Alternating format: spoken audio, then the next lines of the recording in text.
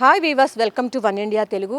ఆంధ్రప్రదేశ్ ప్రభుత్వం పెన్షన్ లబ్ధిదారులకు ఒక గుడ్ న్యూస్ చెప్పిందని చెప్పాలి. మార్చి 1వ తేదీన ఇవ్వవలసినటువంటి పెన్షన్ ఏదైతే ఉందో దానిని ఫిబ్రవరి 28వ తారీఖునే ఇస్తూ ఒక కీలకమైనటువంటి నిర్ణయం తీసుకుంది. ప్రధానంగా చూసుకున్నట్లయితే ప్రతి నెల కూడా ఫిబ్రవరి 1వ తేదీన పెన్షన్లు ఇవ్వడం అనేది ఆనవాయితీగా వస్తుంది. కానీ ఆదివారం వచ్చింది కాబట్టి మార్చి 1వ తేదీన ఫిబ్రవరి 28వ తేదీనే ఈ సామాజిక పెన్షన్లు అన్నింటినీ కూడా ఇస్తుంది. ఈ పెన్షన్లు ఫిబ్రవరి 28వ తేదీన ఎవరైతే తీసుకోరో వాళ్ళందరికీ కూడా మార్చి 2వ తేదీన అయితే పెన్షన్లు ఇచ్చే అవకాశం అయితే ఉందని చెప్పి అధికారులు చెప్తూ ఉన్నారు. ప్రధానంగా చూసుకున్నట్లయితే ఆంధ్రప్రదేశ్ వ్యాప్తంగా 63 లక్షల వరకు కూడా దాదాపు కూడా సామాజిక పెన్షన్లు అంటే వితంతు పెన్షన్లు, వృద్ధాప్య పెన్షన్లు, దివ్యాంగులకి, వికలాంగులకి, ఇట్లా చేనేత కార్మికులకి, డప్పు కళాకారులకి, అన్ని వర్గాలకు సంబంధించినటువంటి పెన్షన్లు అందరికీ కలిపి దాదాపు కూడా 63 లక్షల వరకు కూడా మందికి ఈ పెన్షన్లు అయితే ఇస్తూ ఉన్నారు. దీనికోసం 2700 కోట్ల రూపాయలకు పైగానే ఏపీ ప్రభుత్వం అయితే ఖర్చు చేస్తుంది. అయితే ఫిబ్రవరి 28వ తేదీన విజయనగరం జిల్లాలో పెన్షన్ కార్యక్రమంలో అయితే ముఖ్యమంత్రి చంద్రబాబు కూడా పాల్గొనబోతున్నారు.